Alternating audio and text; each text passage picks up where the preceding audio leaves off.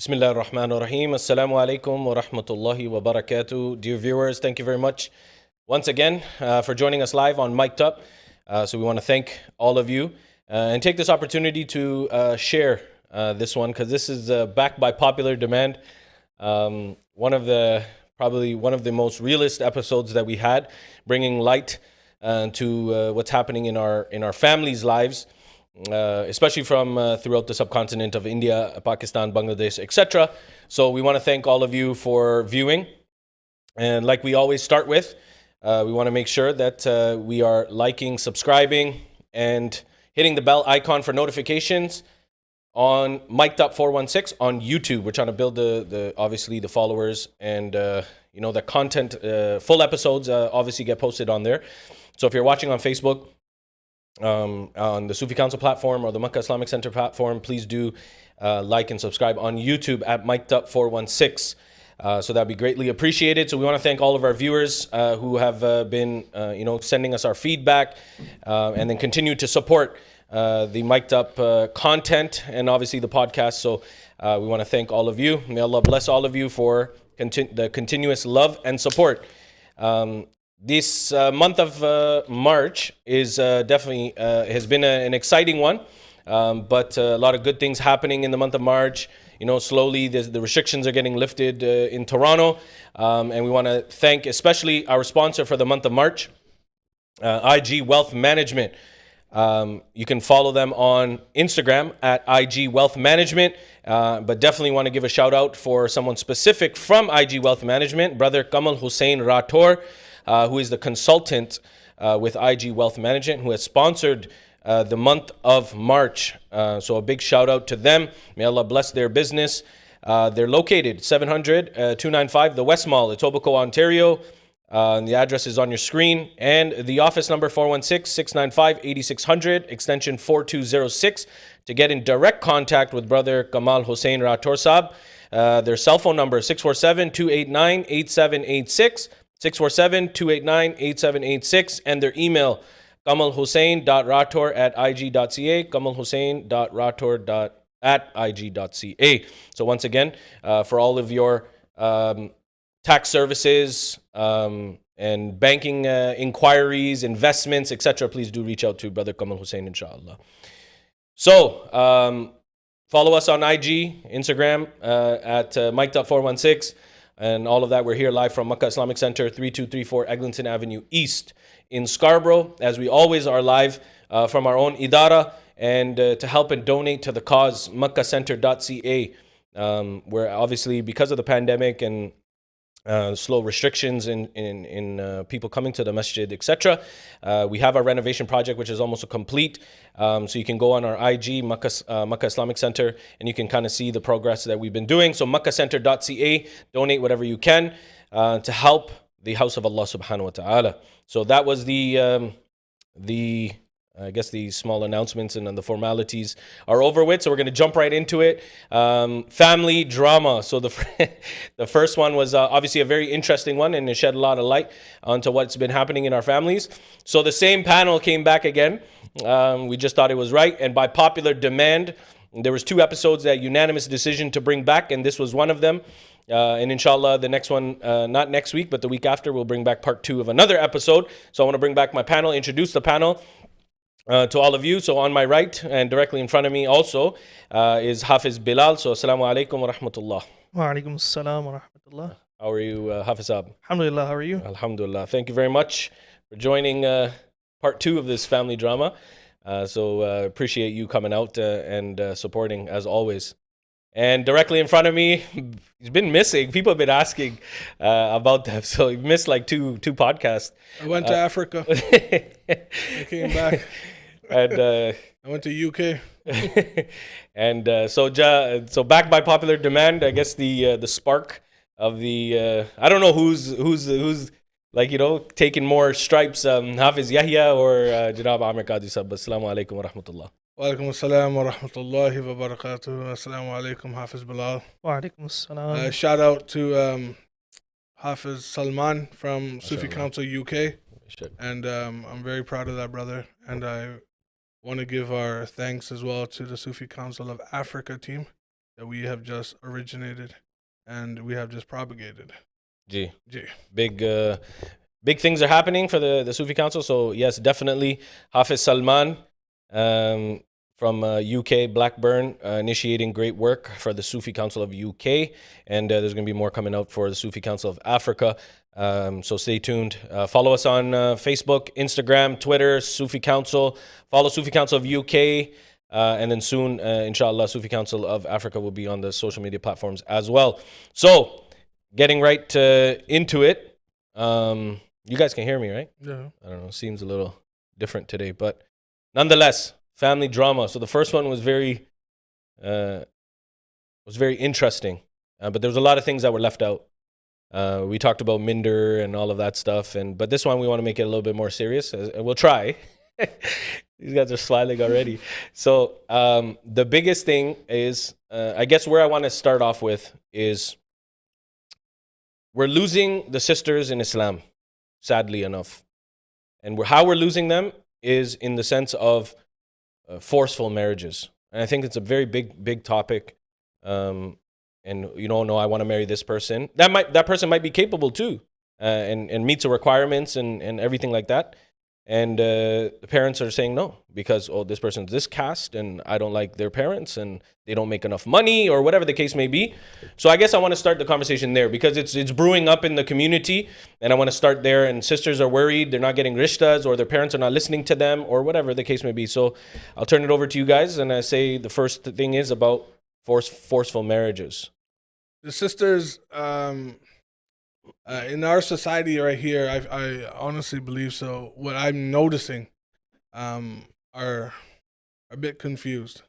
And why I'm saying that is because, listen, it's a hard time for them and it's a hard life for them, living especially in this part of the world. Forceful marriages because the parents want security for their daughters. Everyone wants that. Okay?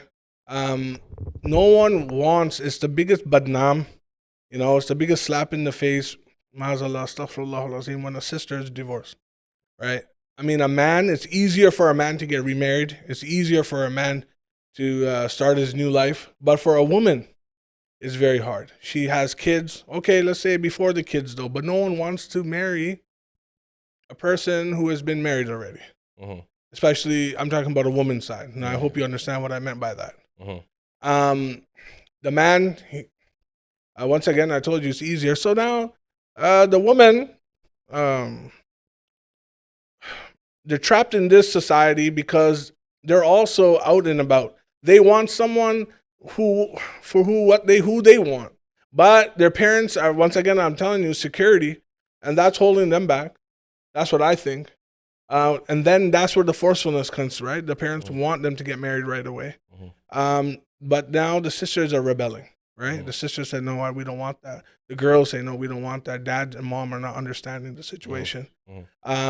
Culture is a problem. We don't have, and it's easier sometimes. I'm telling you this on air. Sometimes it's easier to get married to someone in your own culture because everything will be easier. But it shouldn't be restricted. If someone is marrying someone outside of their culture, allow it too. But it's an educational thing. The parents are not educated enough to understand that. You understand? They're not understanding, okay, for example, we're Pakistani. Now, if you bring a Bangla rishta, they're going to start with the politics. Oh, look, our politics is not right with that country. What's the politics? They left Pakistan. Yeah, this and that. Yeah. Same thing with the Indian Hazrat. Oh, the partition thing is going to start again. Why? This stuff has been in our blood for a long time. And these are the reason why. This is the reason why us Muslims are not united too. Right. Hafiz up. I think also religion plays a big part into it because when they do these, most common situations, you'll find that when a forceful marriage does happen, it's usually a relative of the parents, right? Close relative or close family friend or something like that. And religion's overlooked, right? They don't see, okay, sure, the person's got job, security, but are they the best fit for your daughter or for your son, right? And to avoid such things, or if you're in that situation where your parents are forcing a marriage on you, it's not an overnight process to like get rid of that. You have to speak to them. You have to build that. You know what? I don't want to marry this person because such and such reason. I have another prospect. Okay, but is that prospect good for you as well? Right? It's a lot of factors into play too, right? Right. I think especially on social media nowadays, you're seeing a lot of women leaving the house, sisters leaving the house because of, you know, dad or mom is forcefully trying to marry this person off. And, you know, where is that median? So if we were going to deliver a message, so I guess my first question is, does the Sharia allow our sisters to say yes and no to a rishta, or do they have to listen to their parents now? No. Look, forcefulness in Islam, there's no compulsion. Good. Regards to anything. Everything else now that we're talking about is culture. We need to distinguish between the two. Look, when even a rishta does come, a woman has to say yes or no as well. It's not, okay, here, boom, you're getting married. No, It's not like that. Listening to your parents is an amazing aspect in Islam that we have to do. But the parents here take advantage of that, and then they think they know more than what more than what the children may know. So it's 50-50, I believe so. But half of the times that we see here, sometimes, like if you look, our background is Pathan. We're Afghani, right? So what does happen in Afghanistan sometimes? They don't even get to know what's happening. The women, right? They don't forget about the question, right? It's about, okay, you're having nikah tomorrow, Maulana's coming. Sometimes, not all, but sometimes there's like, here you go, done. Plus, here in this society now, when liberation is, you know, a little bit more, the voice is heard more, the women have a bit more rights over here in our society. Now the woman gets to choose their partner. But here you go again. This is the conflict between culture versus Sharia now. Right. How do we keep a medium between this? The woman has to come forward and say to the parents what is going on in their life. And I've been telling you guys from day one, you need to be, as parents and as children, you need to be sitting down on a table. Whatever is concerning with you, you need to address it. If you like someone, we're human beings. We're going to like someone. We have feelings for each other. It is good to speak about that and say about that. But see, what happens is now they're not talking about it, right? And dinner table, they're just, you know, making the rotis and all this stuff, and then they're hiding and they're sweating and they don't know what's going on. How am I going to tell dad and mom? Well, then it's too late now. Have that open conversation. Like, Dad, Mom, I do like someone. He is Muslim. I want you to meet him. I want arrangement to occur. So, ma'azallah, astaghfirullah, no guna will happen. Before any guna will occur. That's reason. Yeah, you shouldn't be scared to talk to your parents as well, right? Because people, sometimes they get nervous, you know, like, how do I approach my parents? Right. There shouldn't be that nervousness, right? And to speak on, you know, the forceful marriages, like, why do our parents force it on us? Because, you know, it's actually a cycle too.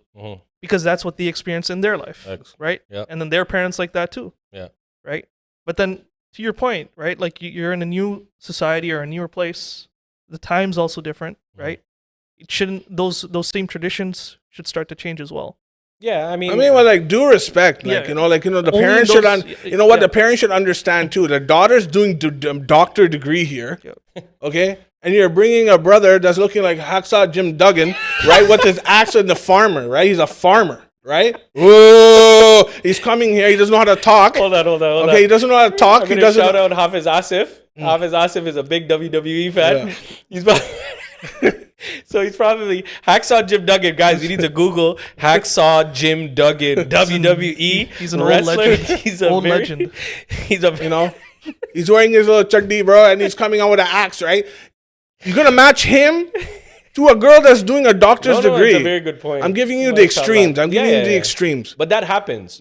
Yeah, There's a guy. People are committing suicide because of that, man. And I just some people like, I'd rather commit suicide than get married to Jim Duggan. Like, oh my God, man. Like, no, but Surah Hujarat, verse number 13. O mankind, we have indeed created you from one man and one woman, and have made you into various nations and tribes so that you may know one another. Of course. So your point about getting to know other people, and it's allowed, right? So Allah is saying this. Indeed, the more honorable among you in the sight of Allah is the one who is more pious among you. Indeed, Allah is all-knowing and all-aware. And it's absolutely is, now we come down to the point is, the Prophet ﷺ married outside of their tribe as well, to show and as an example. Now I want to take it over because you mentioned a point. There was a girl, she did a social media thing in India, I think it was.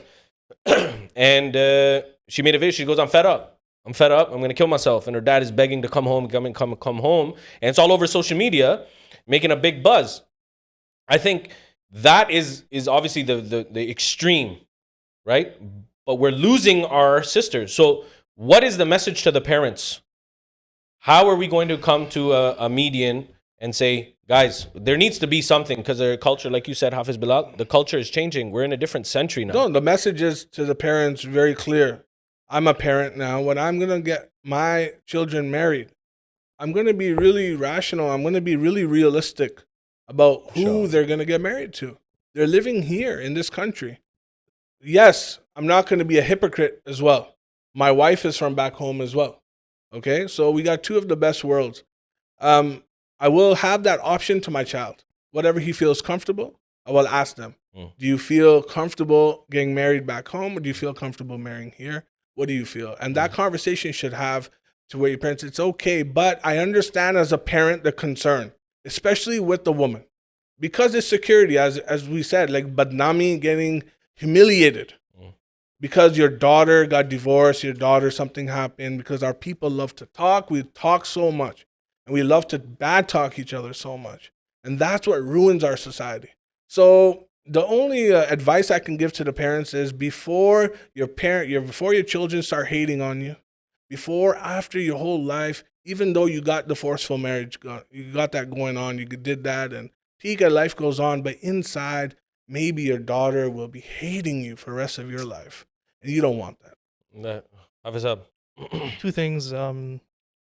One is that, okay, sure, you've given your daughter off in a forceful marriage, or you've arranged a marriage and they're married off. Doesn't mean you should stop checking up on them, right? To that issue of the suicide, or, you know, those extremes where the woman is not comfortable, is not supposed to be like living that forced life. Are you doing your part to make sure that your daughter is okay in the household that you left her in? Right? Absolutely. The second part is that before the time of the Prophet ﷺ, those days were known as the days of ignorance, Jahiliyyah. One of the main reasons is because they disrespected their woman. Of course. Right? They buried their daughters alive. Right? So you see this turning point is that we're coming in today's age, we're also losing respect for women. Right? And I think I read it in, can't remember, is it Imam Ghazali or Imam Jalaluddin Suyuti? One of them, right? And they said that when it's coming time of the signs of Qiyamah, when you're coming closer to the Qiyamah, the olden ages are going to start to come back. And that's what's happening now. We treat our women like it's nothing. The Prophet ﷺ mentioned that the best of men are those who are best of their women folk. Even in the sign of Qiyamah as well, up to that point, there's going to be more women to men. Of course. Well, right? 4 to 1, right? And the problem now becomes is that we don't treat our women with respect. We think of them as nothing. Islam gave them rights, but our men, and I'm going to speak from, I can't speak for Hindustani, I'm going to speak for Pakistanis. When we go there, and it's like, make me roti, do this, make me chai, like all of this stuff. Like we talk in a demeanor to the women like they're nothing. And they are something. They're also a creation of Allah. We need to respect the creation of Allah subhanahu wa ta'ala. But it needs to start with, the new generation and setting a tone. I know people who are Pakistani, they marry Arabs. I know Arab, because they're also thinking the exact same thing. But nonetheless, we get to the point now, and marriages happen now. But we're seeing all of these glamorous weddings. People are renting out Lambos and Ferraris and Dol Dhamaka and fireworks and all of these things.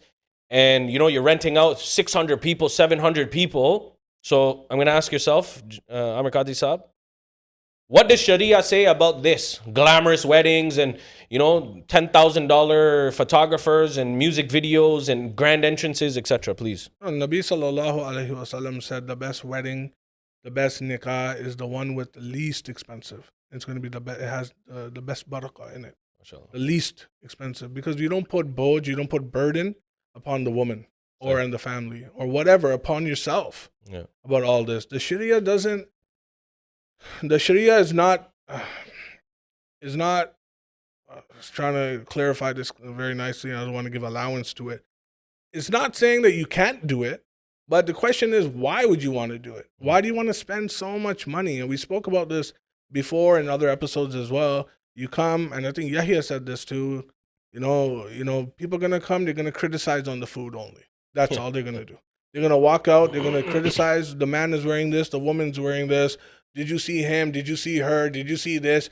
And it's I'm on the air. I can't even say anything bad, but it's like it's just jugal khana all day, all there night. The Maulana speaking there for 1 minute. When he's done doing the nikah, bring out the drums, man, and it's over, right? But then that's when the Bollywood dancing starts to happen. It's haram. It's haram. To add on the Sharia point is that to say like, why are you doing it? So what's your intention behind it too, right?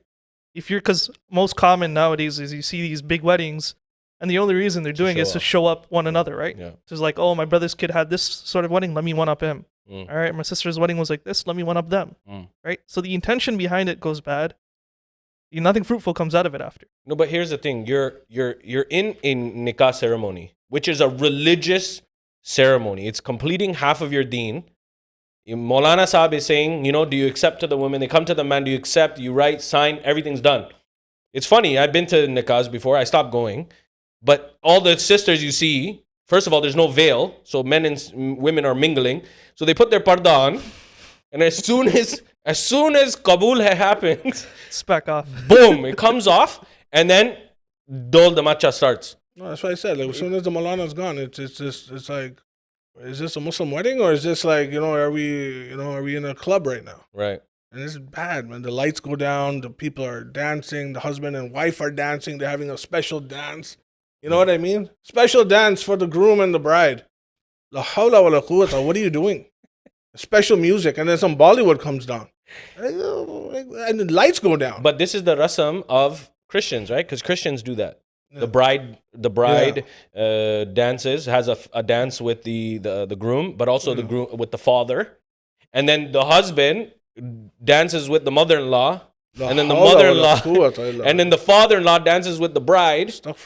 This rasme that we're doing are the same people that celebrate, they're Muslim and they celebrate Christmas. No, it's very this bad. Is what's happening. We're trying to adapt the West. Keep it good. So you're not like, if you want to have a nice wedding, it's your kid. Yeah, like you want to do something nice. You don't need to do all of this. It shows your personality of who you are and what you are. Gee. In my wedding, I had maximum 15 people in my wedding. And there was a close people only. It was back home. I forcefully said this to my in-laws. Only the closest ones that you have, of your family, my wife's closest cousins, their family, who you really like, not who you really forcefully want to call. He goes, that's it. And for me, it was only 5-6 people there. And that's it. Yeah. And my walima had just the Shariat rulings of approximately how many people there was, 10, 11 that we have to be fed. And that's it. And that's all that was done. Right. I didn't do anything, and I'm speaking on this is also a member for us. I'm telling you, I have not lied. I have acted upon what I'm saying. Right. And I have the best wife, the best life, and there's so much barakah. I'm so happy. Happy life. Believe me, I have no problems. That's why I want the brothers and sisters to have that feeling of sukoon and peace and tranquility. Some people are struggling, man. I guess if you do it in the right way, and Allah subhanahu wa ta'ala brings barakah in your life as well. But there has to be a mutual understanding amongst the families. So your point. And Hafiz, when I'm going to go towards you, and both you guys can jump in, is another thing that burdens family as well is the hakmer, or the dowry. And this is also something that is ridiculous. I think before the show we were talking about like $51,000 dowry and this and that, or you have to buy me an apartment. That's why the girl passed away. She was passed away because of the jahez, the one you're talking about in India. She died because I don't know. Someone can clarify that story, but I don't know. Sorry, I'm not aware to that, but I want to speak to that. The first thing, let's get this right off the bat. The father doesn't make the claim for the dowry. Right? The father can't set the amount for this is how much you have to pay for my daughter. Right? You're selling your daughter, bro. It's the daughter's haq to claim what she wants from the groom or the husband to be. Right? And there's no set limit as to what she can ask. It's insecurity. Right? That's all it is. No, but what it coming down to, Hafiz, to your point, is you're selling your daughter. Right. You need to buy me a Rolls Royce. Right. You need to buy me an apartment building. I mean, not a building, a flat, like a condo. What is this? Right. So some ask for like down payments on a house or something like that. And that's not going towards the daughter, it's going to the father. Right. And that's that sort of backwards mentality that we have. Right. And I just don't. I mean, the Sharia is, we go back to the Prophet alayhi salatu wasalam. The wife, Sayyidah Khadija radiallahu anha, asked for certain things, but the Prophet sallallahu alaihi wasallam said yes, no problem. But some people are just doing ridiculous amounts of things. But this now burdens that family. What if the family can't afford it? Do you get what I'm saying? And then that's a show. It's a show to that family. Oh, what? You can't give me this? Anyways, I'm going to draw the attention towards, and we can come back to that, is, now I was reading an article. There was a sister, and so there was families, I guess, they were talking. They both said yes and this and that. They were meeting, families were meeting and whatnot. And then what comes down to it is that the family of the bride said no last minute and said, you know what, they didn't like something or whatever, and they said no. What happened now is that obviously because of the meet and, you know, obviously, yeah, we're getting together and this and that, we're getting to know our families and whatnot, they said yes. And now they're saying no. So the guy was heartbroken too. So the father now is taking that daughter now of his to Pakistan. On the way to the airport, the groom to be, who was going to be the groom, follows them in a car and crashes into the car and stops them from going. But they both wanted to marry each other because of a misunderstanding between parents, not because of the man and the woman, is because the parents had an ikhtilaf. Now, you know who's getting trouble? Now, look what the guy did. He just rammed the car into the thing and stopped their flight. But how many times are you gonna write off your car? Oh, man. But the kids are being affected, right? Well, yeah, I mean, it's a mental health issue now. Because, you know what? Because the guy's going crazy, right? He's being anxiety and he's being stressed. He's like, listen, my wife, this girl that I want to get married to, he can't bear the fact that she's going to be married to someone else. Yeah. And this guy's being, you know, no, but mission impossible. But after they agreed. So because of the culture, ignorance. This is culture. But this is what's happening. We're losing our kids. Because of this, we're losing the awam because we're not even understanding our children. You're forcefully telling them, yo, I'm going to Pakistan, I don't care, you know? And then the guy just comes in and just rams a BMW into their car, and the car is write-offs. But this is what's happening, right? And what message are we sending? Because of our gharur and our takabbur, because we can't understand people and we're not humanitarians, meaning we don't have a heart and akhlaq, you're going to be like, yeah, you know what? I'm going to show you up now. You think I can't get my daughter wed? I'm going to go get her wed tomorrow. So the guy comes with a beamer and just, boom, right off. Hafiz up. Yeah, but your intention there is to join families, right? 100%. That was the initial agreement or arrangement, right? 100%. And then when parents are bickering or they're getting into misunderstandings like that, your intention or your purpose behind it is just false. There's no ikhlas. Listen, there's always going to be problems. Like, there's always going to be some type of ikhtilafs before or after the marriage. I don't care which family you come from, bro. Like, everyone has it, okay? No matter what it is, it's in my household. It could be in your household. It doesn't matter. So get ready for that. But for them to divorce and, I mean, sorry, not to have the marriage happen. It's bad, you know. That's what's gonna happen. The guy. No, it speaks to the character of the parents too, right? He turned into the Incredible Hulk, man. Like, he just says he's going crazy. No, it's bad, man. It's bad. So the suicide girl's father had to pay rupees 1.5 lakh. Yeah, it's jahiz. Yeah, in dowry to her husband on January 26, 2020. And if I'm not I'm mistaken, gonna slap his face. I don't know why. That poor sister. Why man, is that the husband poor claiming sister, dowry? man. but that's what I'm saying. Right, There's- that's the- No, but that's the Rasam though, Bilal. In India, that you I know what? understand that, In but- our Punjab, in India, in Pakistan, I know it's common there. I know it's bro. common. But You know what they ask for? They ask for refrigerators, cars, beds. homes. I understand it's that's it. common This there, is but not even. This is in our family. Mazallah, astaghfirullah. This I've seen, man. Bro, they have stoves, refrigerators, cars. Has been giving for jahiz, and it's normal. It's like, so what do you want for jahiz? And Yeah. it's normal. And I'm looking at them when this was approached to me because it's a cultural issue Yeah. for jahiz. I said, no, I can't do jahiz. It's haram. And they were astonished at what I've said. I said, yeah, it's haram. Yeah, but you can still accept it. Don't worry, we'll give you.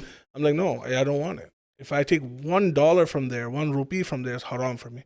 And they have never seen anything like this. I'm like, but this is the sunnah though.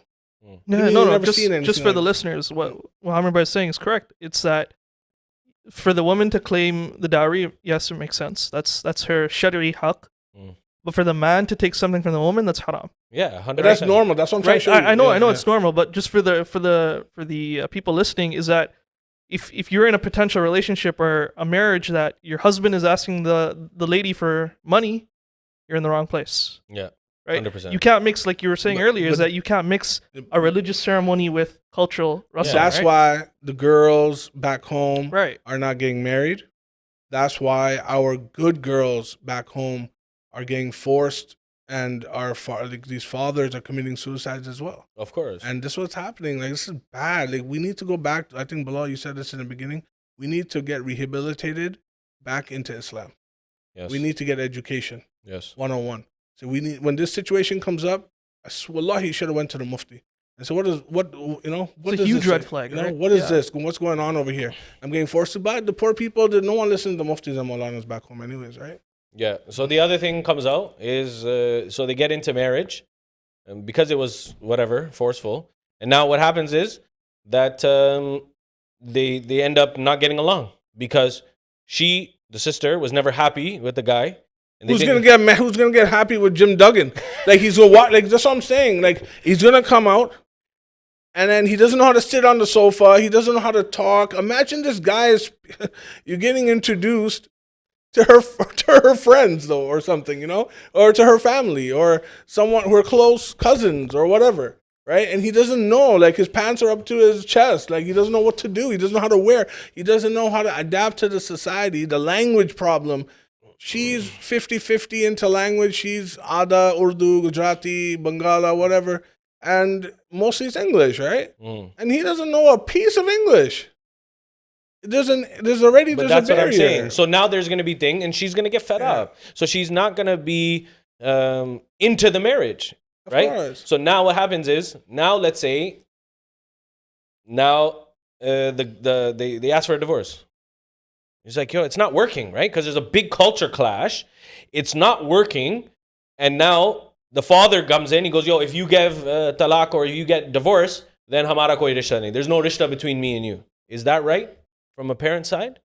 No, it's not. You're putting more pressure now. First, you pressured the sister to get married. It went downhill right there, Yeah. right? When it just went back home, and we've seen it multiple times. Because the father's caring about his reputation or how Exactly. people are perceiving him. Ego. Right? Yep. It's ego. It's the man. It's the gharoor. It's, So all of then this. people ask him, was like, oh, I heard your daughter got divorced. So I was like, I have no daughter. No. Right. Oh, wow. Wow. Now, there's another thing that came up. We were talking about it before the show, is that there's a there's a person that's married, obviously unanimous, who's married, and they got their nikah done 6 years. They haven't consummated the marriage. It's been 6 years. We were talking to Imam Saab as well and all of this. And it's been 6 years, and they haven't consummated. But, yo, that one side of the family is just completely, like, cuckoo. Meaning they're asking them for money. They're not trying to come. They're like, yo, come here, move here. Again, back home mentality. One is back home, and the other one is obviously here in the West. And they say, send money back home. Oh, I might move here. I might move there. You got to come with me. You'll sponsor me because they want to get a green card or they want to get citizenship. Now, what's happening is 6 years now, there's no consummation of the marriage. And But why isn't he here though? Why isn't he? Or the person? I'm studying, I'm doing this, I'm doing that, I'm flan. There's always excuses that come up, and then 6 years? she's studying and they're this, whatever. But the problem is, why did you even do that? First of all, consummating the marriage, you haven't done it in 6 years. There should be no nikah. There's no nikah. There's no marriage. There's no nikah. So now if they're asking for a divorce, now what do we say to the family? There's 6 years, your marriage is not even there, your nikah is not even accepted now. So now what do we do? This is a genuine concern. I don't understand what the concern is. Like, does nikah even occur? Like, no, nikah happened, but it's 6 years have been gone. They haven't consummated. When we were speaking about it earlier, it's that can the woman ask for talaq from Islamic Sharia terms? She can't, right? And now if she requests it from her husband is saying no. No, husband saying no. I don't want to give it. Oh, but it's been 6 years and they haven't consummated the marriage.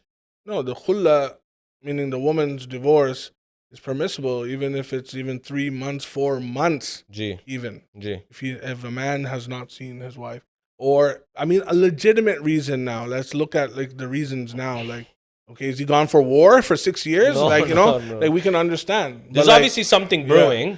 No, I mean it's bad. There's not going to be no barakah in the relationship. Like you should just leave it. You should just. I don't know why they're clinging on to it still. No, they're trying to get divorced, but he won't give. So the ruling is you go to court. No, one's in the West, one's in Pakistan. How could you go to court? You gotta ask the sister to go to her. Yeah, you can go to court. Mufti. Yeah, and get a fatwa, and that's it, or something of some authority. Yeah.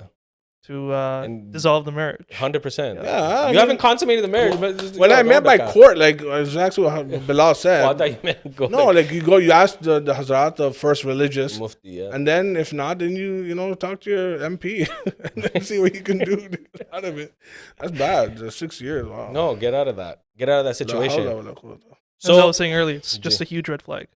Yeah, big red flag. Why? Like, you know what I mean? And then on top of that, I think there's some kala jadoo and black magic involved and all of these things. Like, it's just messed up, right? So at the end of the day, now from the brother side, right? So we're talking about the sisters, we're giving them and whatnot.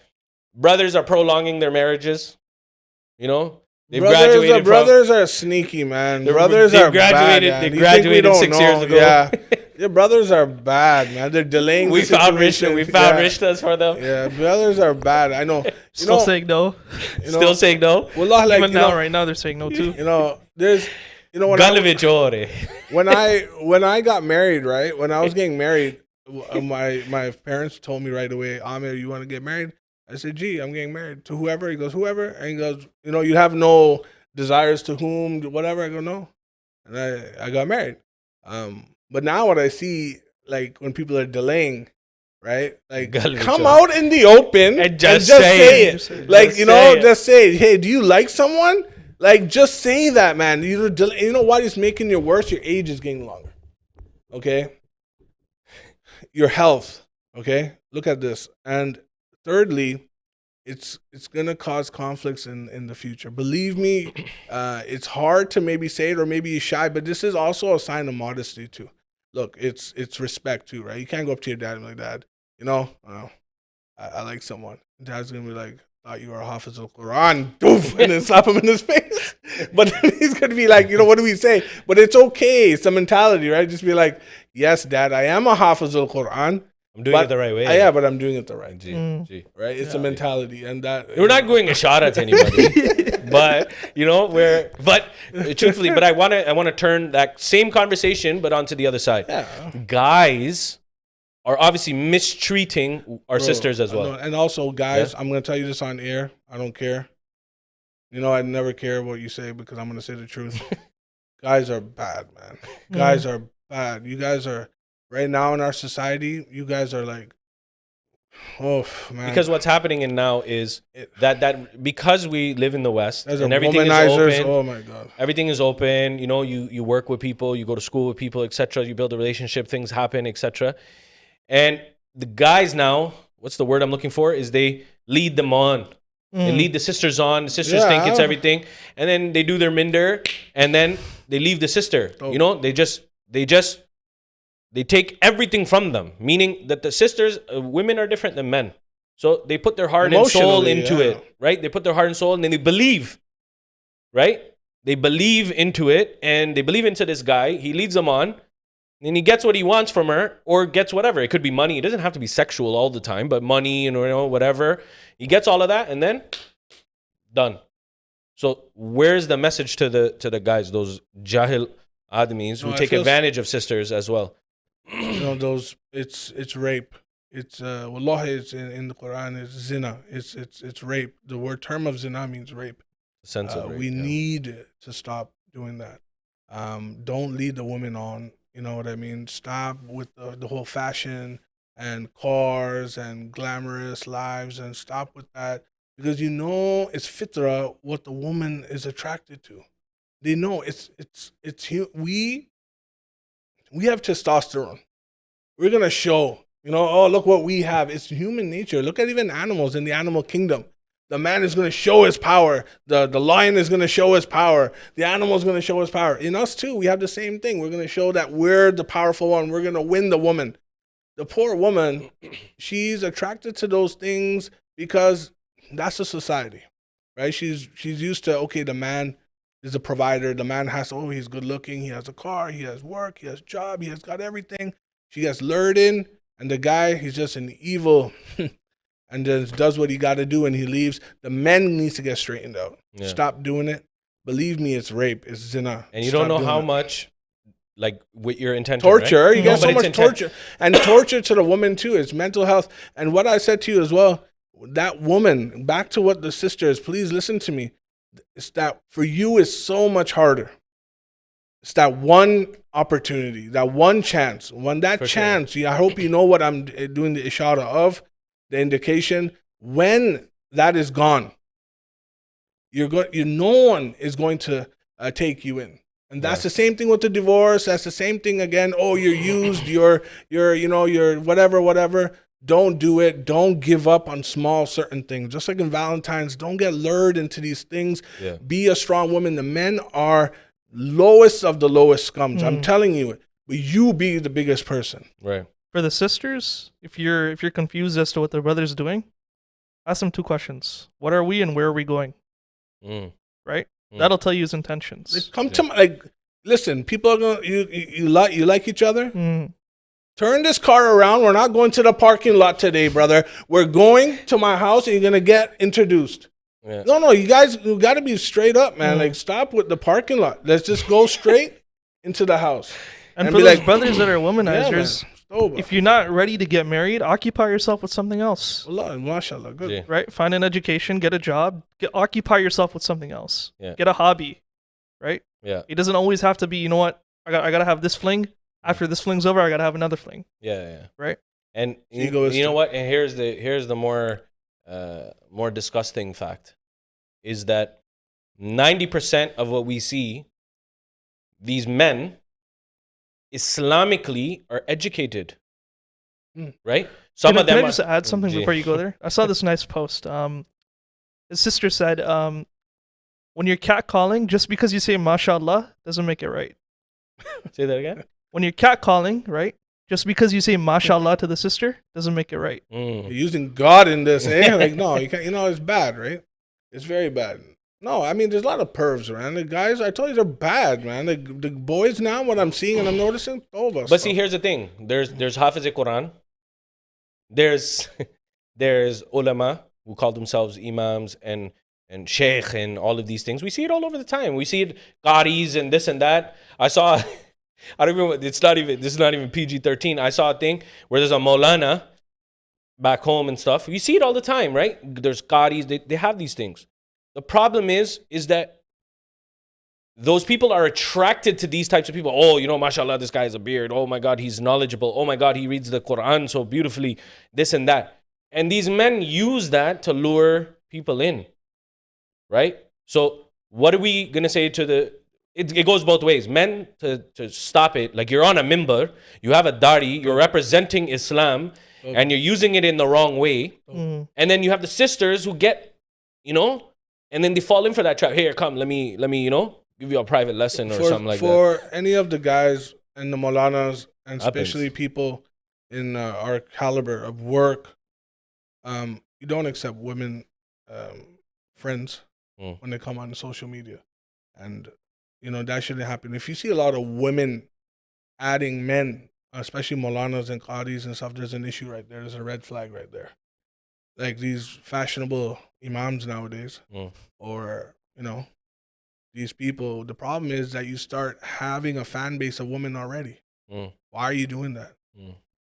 And that's the problem. Like when, people should aware that, like, brother, why do you got like 10,000 women on your Instagram? No, I mean, people will follow, but that's fine. But you gotta like. I'm talking about friends listens. I'm not huge on social media, so I don't know. Like most of my friends, I'm highly active on Facebook, and I can explain to tell you of the 4,000 friends I have, maybe of the women of them are my wife and the women that I know that are my family. Yeah. That's it, right? And if you have 3,000 women friends, there's a problem, right? And that should be, you should raise for awareness, but you should confront the brother. Like, what are you doing?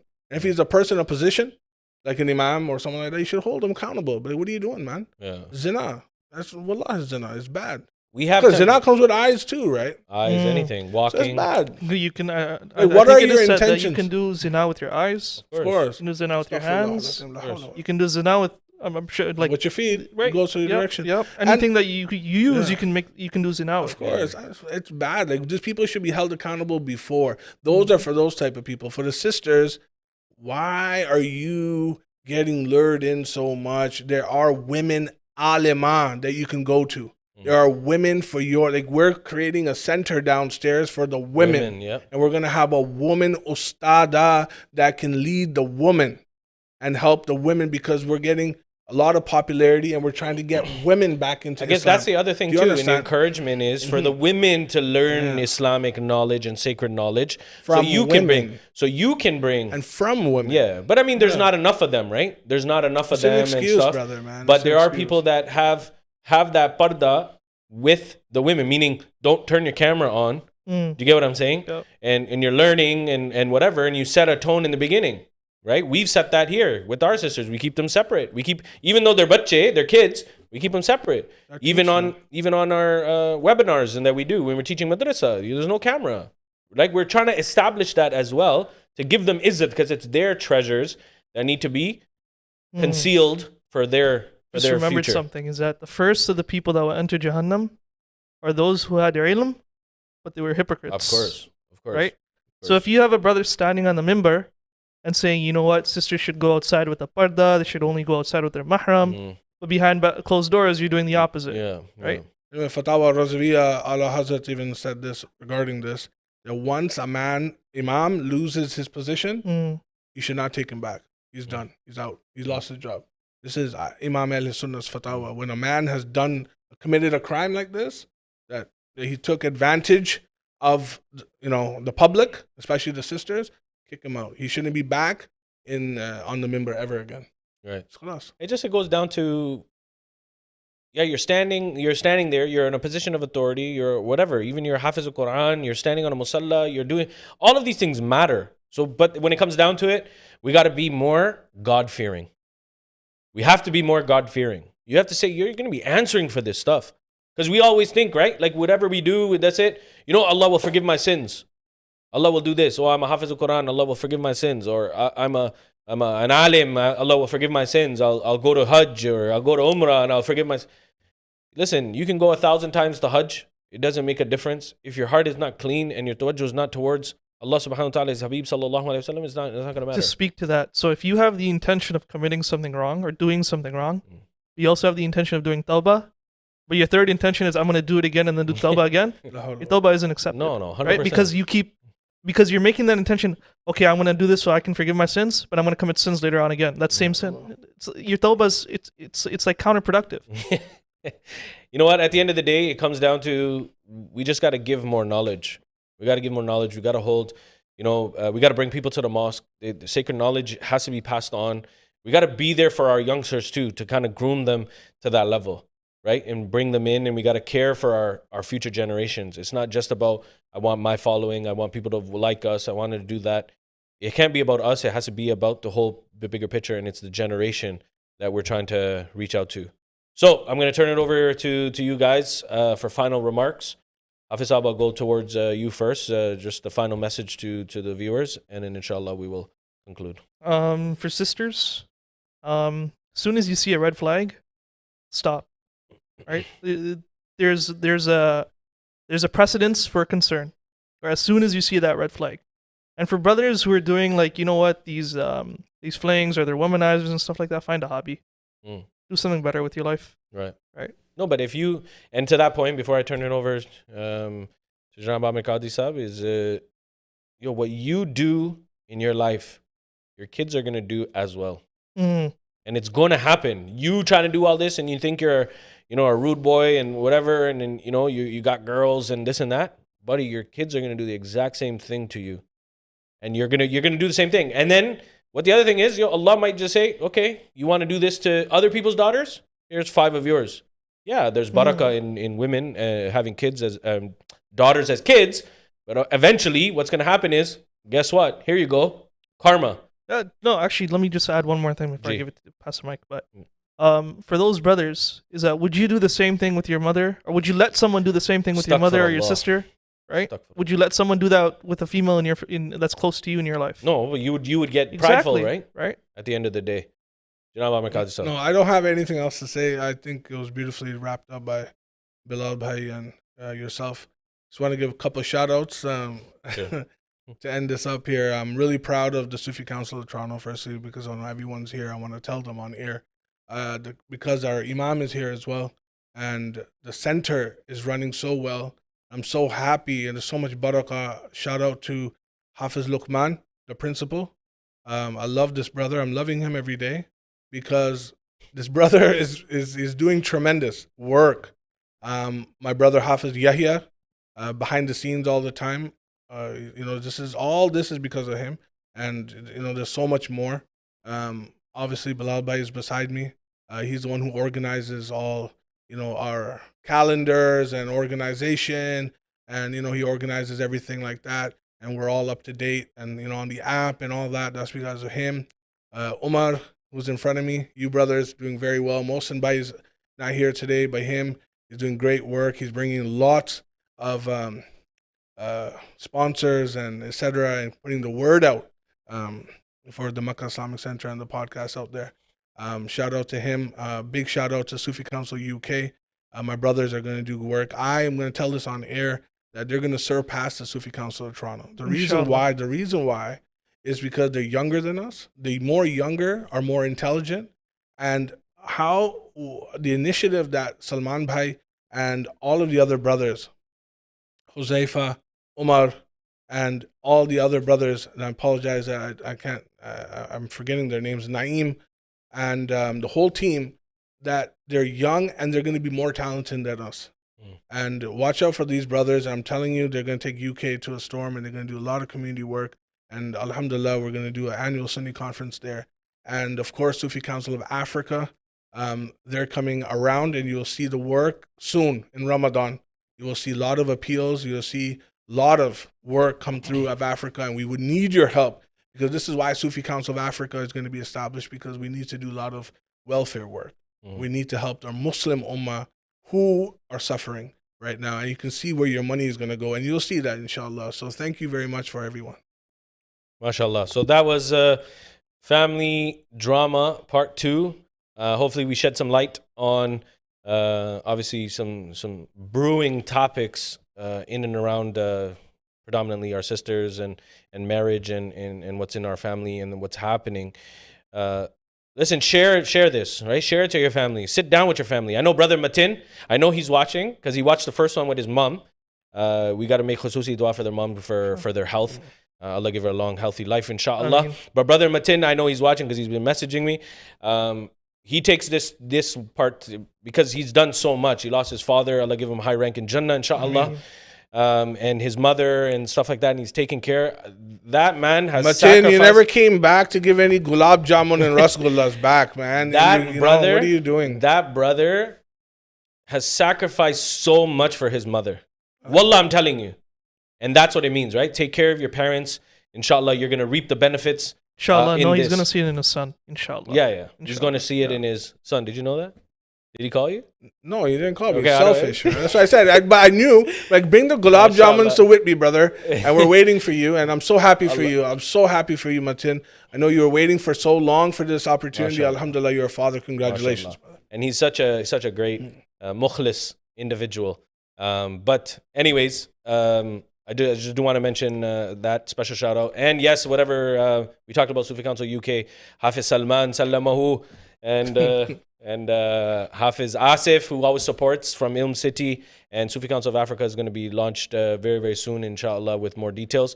So I just do want to thank Hafiz Bilal, Janab Aamer Qadri Saab, for coming on and shedding some light, a little bit more light on family issues and what's brewing up in our families. Hopefully it could be beneficial. Share it with your families. Sit down, build a relationship with your family, build a relationship with your parents. Don't be afraid. As long as you're following the Sharia, Allah will protect you and keep that protection amongst you and your family and build more muhabba between you and your loved ones, inshallah. So I do want to take this opportunity to, again, shout out to our sponsor for the month of March, IG Wealth Management, and especially Kamalhusain Rathod Sahab, where you can find him, 700-295, the Westmall in Etobicoke. He's a consultant. So for any of your tax purpose needs, investment needs, etc., reach out to brother Kamalhusain Rathod, and the address is there, 700-295, the Westmall in Etobicoke, office number 416-695-8600, extension 4206, and cell number 647-289-8786. And email kamalhusain.rathod@ig.ca, kamalhusain.rathod@ig.ca. And for all of your financial services needs and advice, etc., please do reach out to them. And we want to thank them for sponsoring Mic'd Up for the month of March. Allah bless their business and continue to elevate their business with obviously financial gains in the deen, dunya, and in the akhirah, inshallah. Lastly, Mic'd Up on YouTube. Like, subscribe, hit the bell icon for future investments, future purposes, and continue to follow us on Instagram at Mic'd Up 416, inshallah. Next week, we will see you again. Just remember, for those who are watching in the Eastern Standard Time, clocks go forward tonight going into tomorrow. So there might be a time difference on our podcast for next week. And we have just this month, and then inshallah we're going to take a break. So season finale will be at the end of March, inshallah, and we're going to have a very good one for that. And we will break for the month of Ramadan, and we got a lot of good things happening in the month of Ramadan. So tune in to Sufi Council of Toronto on Facebook, Instagram, Twitter, Snapchat, and Mecca Islamic Center on Instagram and Facebook. Continue to follow us, meccacenter.ca. Kindly donate whatever you can in the way of Allah subhanahu wa ta'ala for our own idara. We got a lot of good things happening, and you're going to see us obviously do some even better things in the very, very near future, involving the youth and the sisters, etc. So meccacenter.ca, whatever you can give in the way of Allah, Allah will bless you in this life and in the hereafter, inshallah. And we'll see you next week, Saturday, for our next episode, episode 15, inshallah. Wassalamu alaikum wa rahmatullahi wa barakatuh.